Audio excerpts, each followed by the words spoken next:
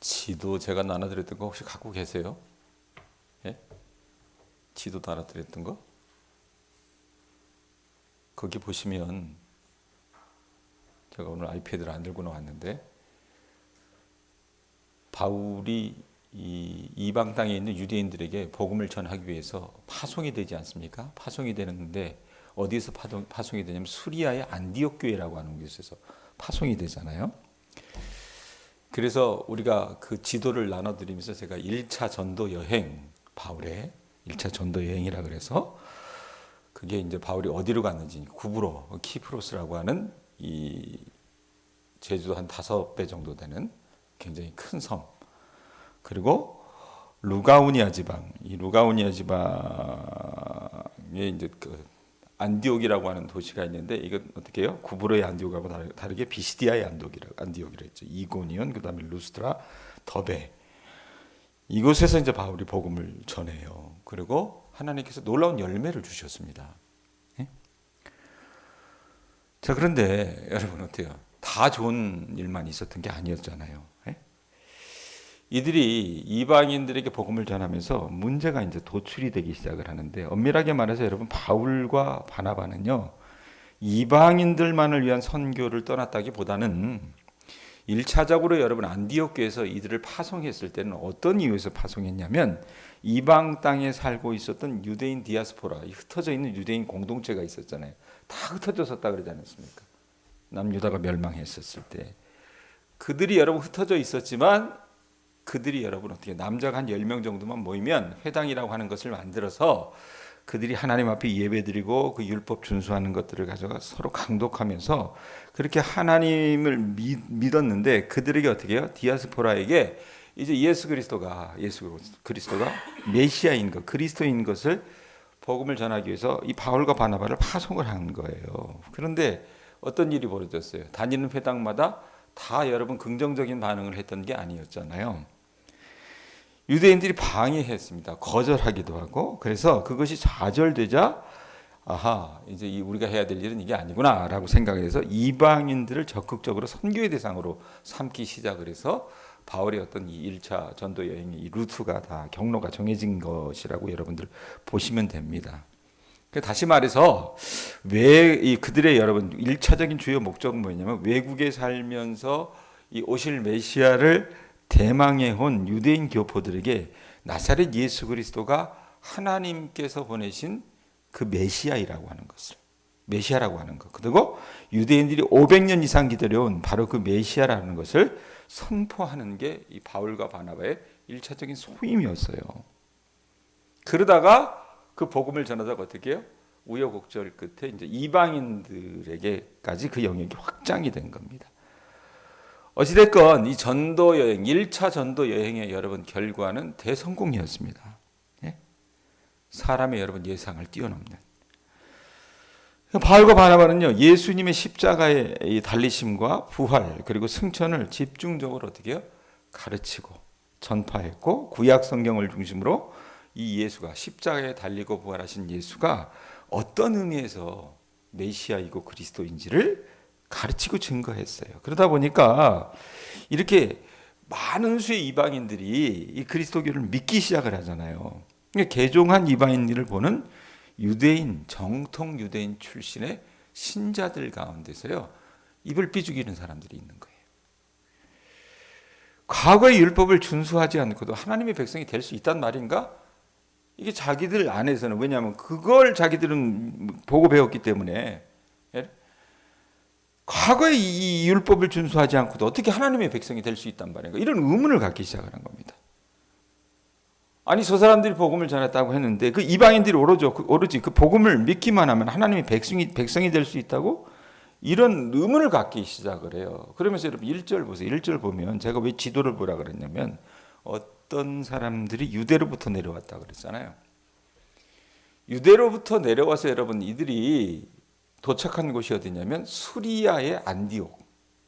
안디옥에 바울과 바나바를 파송한 그 안디옥 교회에 내려와서 이제 형제들을 가르치는 거예요. 그 안에는 여러분 이방인 신자들도 있었잖아요. 그런데 그 이방인들 가운데 개종한 신자들을 보면서 뭐라고 얘기했냐면 뭐라 그래? 너희가 모세의 법대로 할례를 받지 아니하면 능히 구원을 받지 못하리라.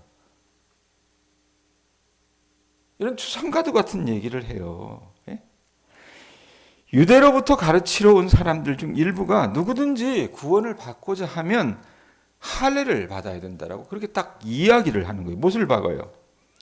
왜 그랬냐면 여러분 그 당시만 해도 유대의 남자는요 자기들이 하나님의 참된 그 아브라함의 후손 언약의 자손 아브라함의 후손에게 주신 그 약속의 상속자 이스라엘의 시민 이걸 뭘로 나타낼 수 있느냐? 할례를 행했을 때 이 사람들은 아브라함의 후손이야 참된 후손이야 이렇게 어떻게 도장을 찍어줄 수 있었다는 얘기입니다. 유대인들로서 여러분 태어나지 못한 사람들 그런 사람은 어떻게 해요? 7일 만에 유대인은 7일 만에 할례를 했고 그렇지 못한 사람들은 아니 유대인으로 태어나지 못해서 생후 8일째의 할례를 받지 못한 사람은 히브리 역사를 배우고 모세 율법을 충분히 숙지해야 됐습니다.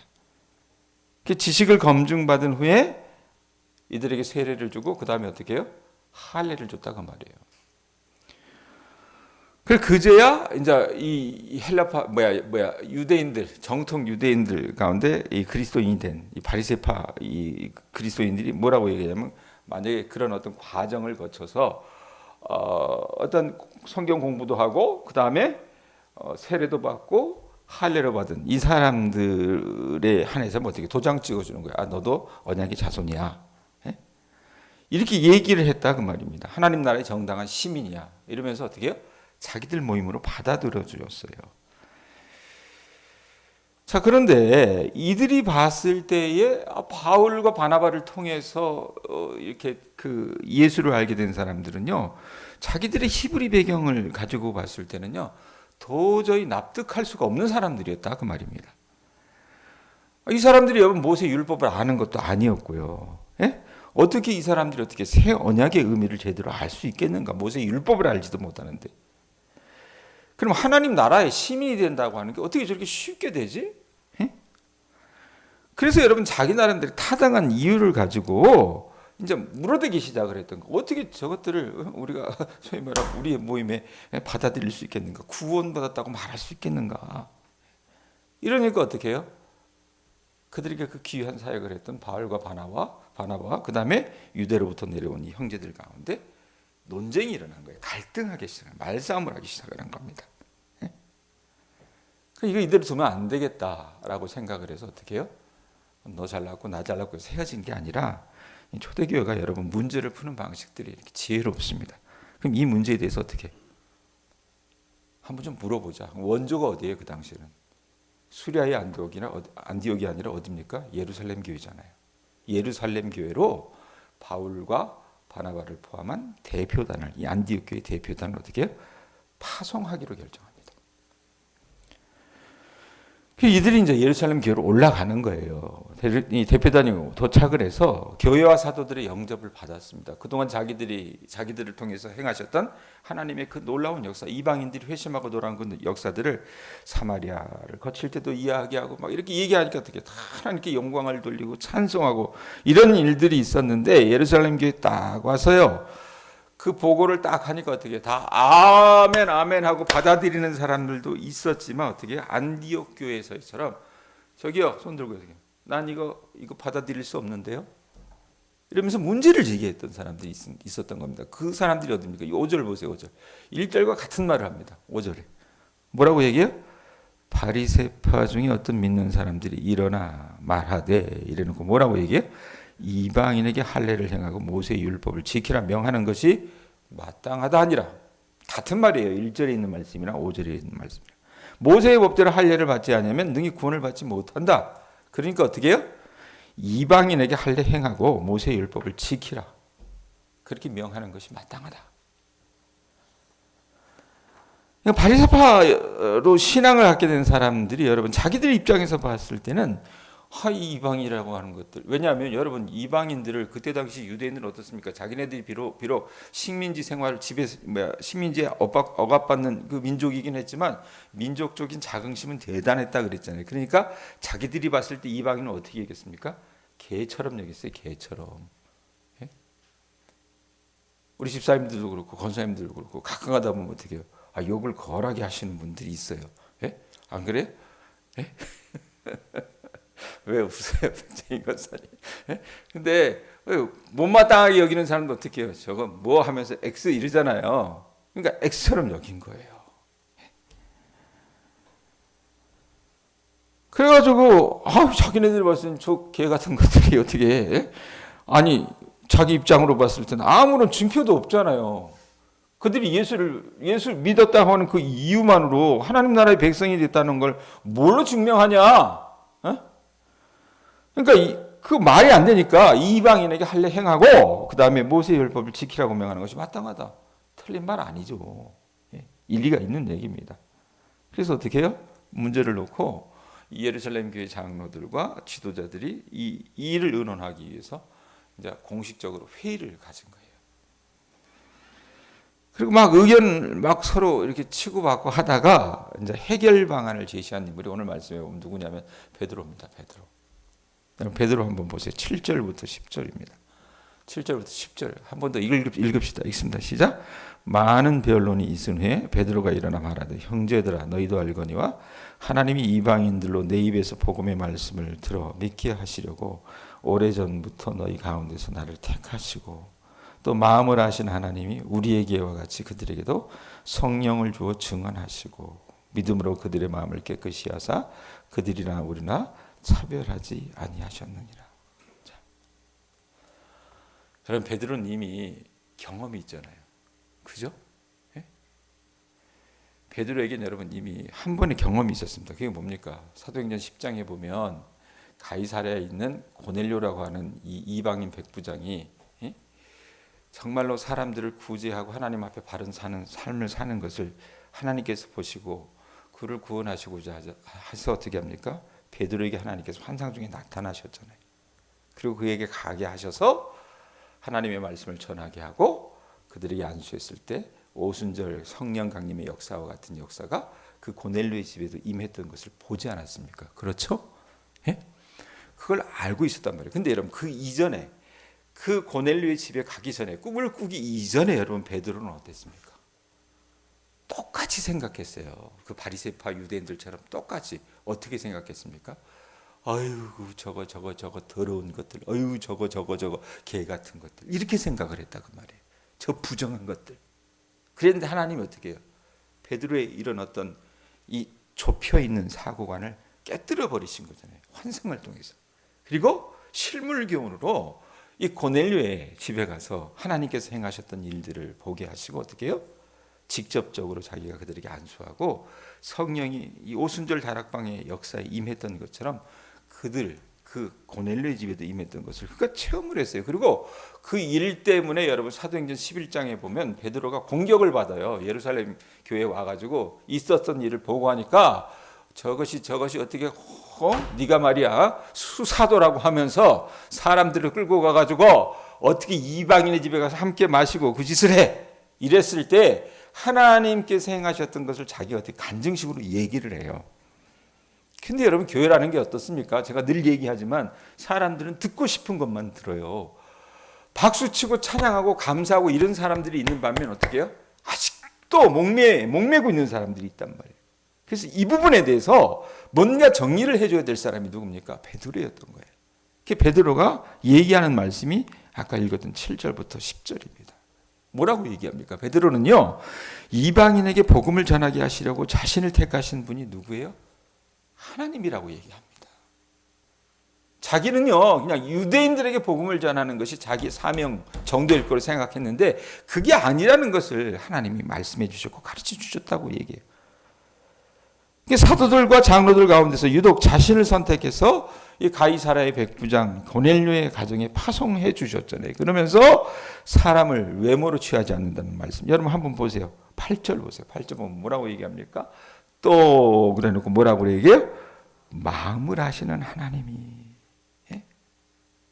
우리 마음을 아시는 하나님이. 사람을 외모로 취하지 아니하시며 마음의 중심을 아시는 하나님이 어떻게 하셨어요? 우리의 개와 같이 그들에게도 성령을 주어 증언하시고 고넬료의 가정에게도 마찬가지고요. 그 다음에 이 수리아의 안디옥 교회를 포함해서 이 바울과 바나바의 사역을 통해서 이 1차 전도 여행, 바울이 돌아다녔던 이 터키 지방의 이 땅들, 이 이고니온, 루스드라, 더베, 비시디아, 안디옥, 이곳에 있는 모든 이방인들에게도 어떻게 해요? 성령을 주어 증언하게 하셨다는 얘기입니다. 예? 하나님이 백부장 고넬료가 비록 이방인이었지만 그의 기도와 구제가 하나님께 상달되었고 그가 하나님께 알려진 자가 되었기 때문에 어떻게 해요? 하나님이 그를 축복하시기 위해서 베드로를 보내셨어요. 그리고 베드로 또한 하나님이 절대적인 주권 속에서 오순절에 12사도 공동체에 성령을 선물로 부어주신 것처럼 이방인들에게도 성령을 부어주셔서 이 이방 선교의 비밀스러운 계획을 스스로 자기가 보고 봤다고 증언했다고 어떻게 다시 한번 얘기하는 거예요. 그러면서 결론되는 게 뭡니까? 9절 보세요. 9절 읽었지만 9절 보세요. 뭐라고 얘기합니까? 자, 믿음으로 그들의 마음을 깨끗이 하사 그들이나 우리나 차별하지 아니하셨느니라. 자, 할례로 여러분 그들의 마음을 깨끗이 했대요? 그게 아니래잖아요. 그죠? 뭘로? 믿음으로. 믿음으로 그들의 마음을 깨끗이 하사 그들이나 우리나 차별을 했대요? 차별하지 아니하셨느니라. 차별이 없다는 겁니다. 그러면서 베드로는 할례나 율법을 지켜야 된다고 강조하는 유대파 그리스도인 형제들에게 이제 따져 묻는 거예요.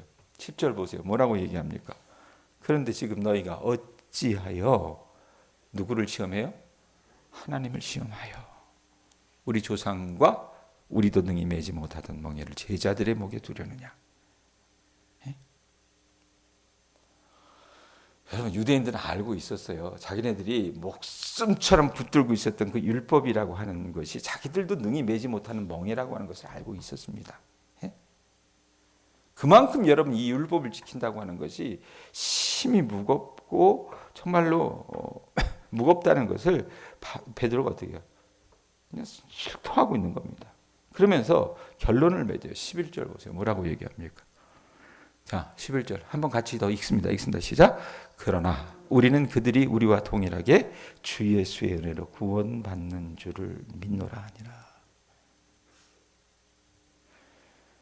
율법을 준수하는 것이나 할례가 아니라 오로지 뭐로 구원받아요? 주 예수의 은혜로 구원받는다. 구원의 근거는 뭡니까? 오직 하나님의 은혜라는 거예요.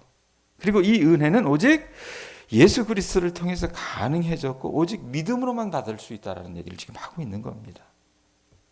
그래서 은혜의 행위를 더하면 은혜가 아니라고 얘기하는 거예요. 자기가 경험했기 때문에 자기가 친히 몸소 체험했기 때문에 친히 증거하고 있습니다. 자, 그럼 한번 정리를 해봅시다. 여러분 어떻게 보면 오늘 이야기는요. 잘못 결론을 내리면 정통과 혁신, 보수와 진보의 충돌처럼 비춰집니다. 전통을 지키는 사람들은 여러분 나름의 이유가 있기 때문에 할례라고 하는 것에 목을 맨 것입니다. 사실은 이 사람들은요 그들 역사 속에서 할례를 행한 것 때문에 목숨을 잃은 사람들도 있었습니다. 얼마나 소중해요. 히틀러가요 유대인들을 여러분 색출할 때 어떻게 했는지 아세요? 남자들 같은 경우는 어떻습니까? 그냥 바지를 벗겨보면 다 압니다. 왜? 할례를 행했기 때문에. 그 사람들이 여러분 그걸 알면서도 어떻게 해요? 그걸 포기하지 않았어요. 왜냐하면 그게 자기네들 딴에는 언약 백성으로서의 정체성이라고 생각을 했기 때문에 조상 대대로부터 내려왔던 것을 이들이 포기하지 않았다 그 말입니다. 이는 더군다나 여러분 지금 사도 시대에 여러분 이들이 할례를 행한 것 때문에 목숨 잃은 그런 경험들이 자기 조상 때부터 여러 번 있었다고 말이에요. 그런데 이제 와서 자기 생명과도 같이 여겼던 그 할례 전통을 이 이방인에게 용인하지 못하게 한다는 게 말이 안 된다고 생각했을 겁니다.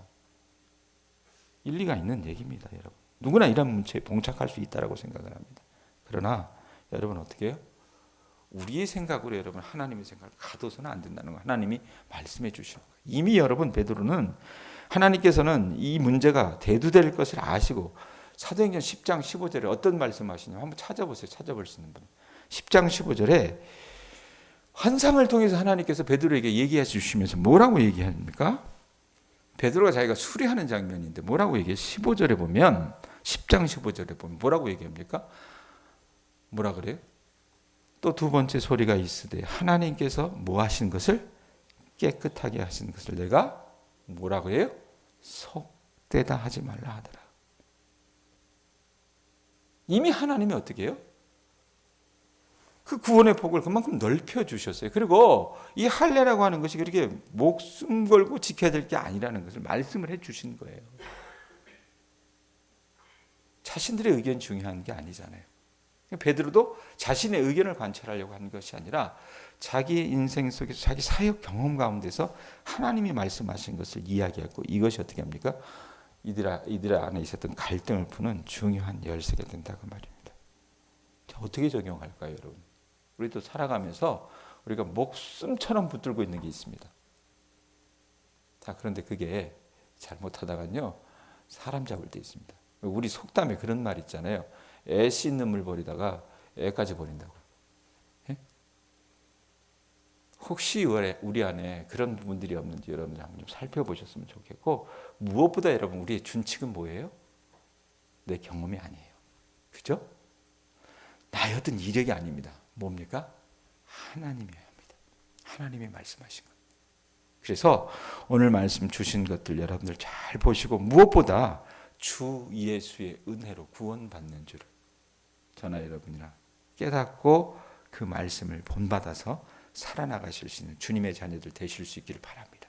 여러분의 삶을 통해서 여러분의 언행을 통해서 사람을 살리는 일들이 일어날 수 있기를 바랍니다.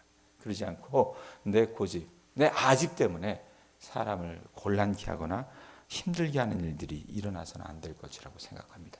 이런 은혜가 우리 주님의 자녀들에게 있을 수 있기를 축원드립니다. 기도하겠습니다.